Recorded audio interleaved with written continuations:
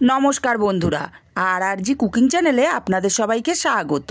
আজকে নিয়ে হাজির হয়ে গেলাম সোয়াবিন আলুর দো পেঁয়াজা রেসিপি নিয়ে, যেটা ভাত, রুটি, পরোটার সাথে খেতে অসাধারণ লাগে। তো চলুন শুরু করা যাক। আমি এখানে কিছুটা ফুটন্ত গরম জল নিয়ে হাফ চামচ লবণ দিয়ে দিলাম। লবণটাকে জলের সাথে খুব ভালো করে মিশিয়ে দিয়ে এক বাটি সোয়াবিন এখানে দিয়ে দেব। সোয়াবিনটাকে নাড়াচাড়া করে গরম ফুটন্ত জলের মধ্যে ভিজিয়ে রেখে দেব 10 মিনিট। এতে করে সোয়াবিনটা ফুলে ডবল হয়ে যাবে। 10 মিনিট পর ফিরে এসেছি। ঢাকাটা খুলে সোয়াবিনটা ভালো করে চটকে নেব। চটকে খুব ভালো করে নিংড়ে জলটা বের করে দিতে হবে। যতটা সম্ভব নিংড়ে জলটা বের করে দেওয়া যায়, কারণ সোয়াবিন ভাজার সময় অসুবিধা হতে পারে, তাই এইভাবেই নিংড়ে নিংড়ে জলটা বের করে দিতে হবে। আমি এইভাবে সব সোয়াবিনগুলো জল নিংড়ে রেডি করে নেব। সব রেডি করে নিয়েছি। এখন এখানে দিয়ে দেবো 1 চামচ বেসন। আমি চামচটা একটু বড় সাইজের নিয়েছি। দেব হাফ চামচ হলুদ, আর হাফ চামচ দেব ঝাল লঙ্কার গুঁড়ো, আর সামান্য একটুখানি দেব লবণ। লবণটা বুঝে দিতে হবে, কারণ সোয়াবিনটা লবণ জলে ভেজানো ছিল। 1 চামচ আদা আর রসুন বাটা একসাথে দিয়ে দিলাম। খুব ভালো করে সব মশলা সোয়াবিনের সঙ্গে মাখিয়ে নিতে হবে। খুব ভালো করে মাখিয়ে নিয়েছি।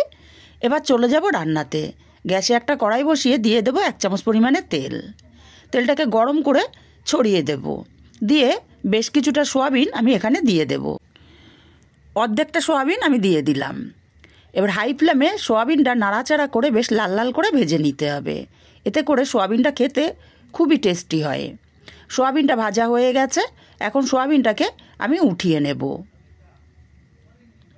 সোয়াবিনটা উঠিয়ে নিয়ে এই কড়াইতে আরও 1 চামচ তেল দিয়ে দিলাম। বাকি সোয়াবিনগুলো আমি দিয়ে দিলাম, আর বাকি সোয়াবিনগুলো বেশ লাল লাল করে ভেজে উঠিয়ে নেব। এবার এই কড়াইতে আরও 1 চামচ তেল দিয়ে দিলাম।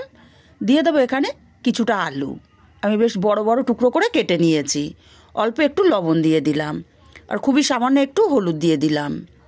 লবণ হলুদটাকে আলুর সঙ্গে নাড়াচাড়া করে খুব ভালো করে মিশিয়ে দেব, আর ঢাকা দিয়ে আলুটাকে লাল লাল করে ভেজে নেব। আমি 2-3 বার ঢাকা খুলে আলুটা নাড়াচাড়া করে দিয়েছিলাম। আলুটা বেশ লাল লাল করে ভেজে নিয়েছি। এখন আলুটাকে উঠিয়ে নেব। ঢাকা দিয়ে ভাজার দরুন কিন্তু আলুটা অনেকটা নরমও হয়ে গেছে বা সেদ্ধ হয়ে গেছে। আলুটাকে উঠিয়ে নিয়ে এই তেলের মধ্যে দিয়ে দেব কিছুটা পেঁয়াজের পাপড়ি, আর দেব কিছুটা ক্যাপসিকাম ছোট ছোট করে কেটে নিয়েছি।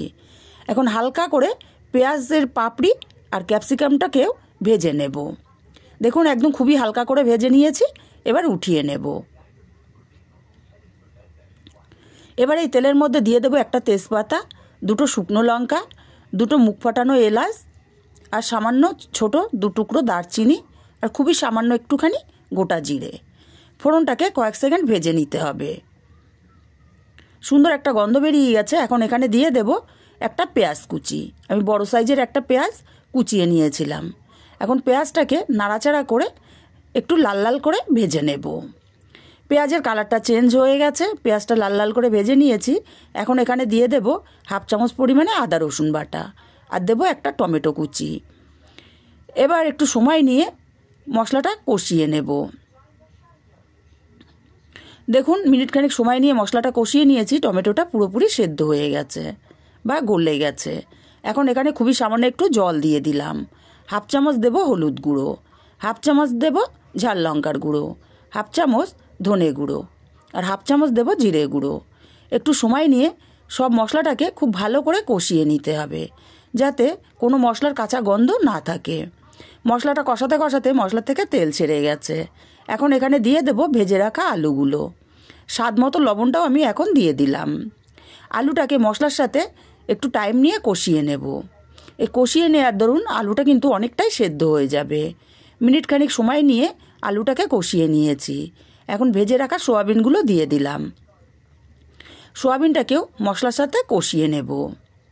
সোয়াবিনটা দেখুন দেওয়ার সাথে সাথে কিন্তু একটু শুকনো শুকনো লাগছে, তাই আমি এখানে অল্প একটু জল দিয়ে সোয়াবিন আলুটাকে কষিয়ে নেব। এতে করে কিন্তু তরকারির স্বাদটা খুবই ভালো আসবে। সোয়াবিন আলুটাকে মিনিট 2 সময় নিয়ে কষিয়ে নিয়েছি। এখন এখানে দিয়ে দেব ফুটন্ত গরম জল। জলের পরিমাণটা খুব বেশি দেব না, খুবই অল্প পরিমাণেই দিলাম। ভালো করে নাড়াচাড়া করে মিশিয়ে দিতে হবে। খুব ভালো করে নাড়াচাড়া করে মিশিয়ে দিয়ে এখানে দিয়ে দেব ভেজে রাখা পেঁয়াজ আর ক্যাপসিকাম। ভালো করে মিশিয়ে দেব। ভালো করে মিশিয়ে দিয়ে ঢাকা দিয়ে লো ফ্লেমে রান্না করব 5 মিনিট। 5 মিনিট পর ঢাকাটা খুলে নিলাম। একটু নাড়াচাড়া করে দেব। আর নাড়াচাড়া করে দিয়ে এখানে দিয়ে দেব কয়েক দানা চিনি, তরকারির স্বাদটা ব্যালেন্স করার জন্য। চিনিটাকে দিয়ে ভালো করে নাড়াচাড়া করে মিশিয়ে দিতে হবে।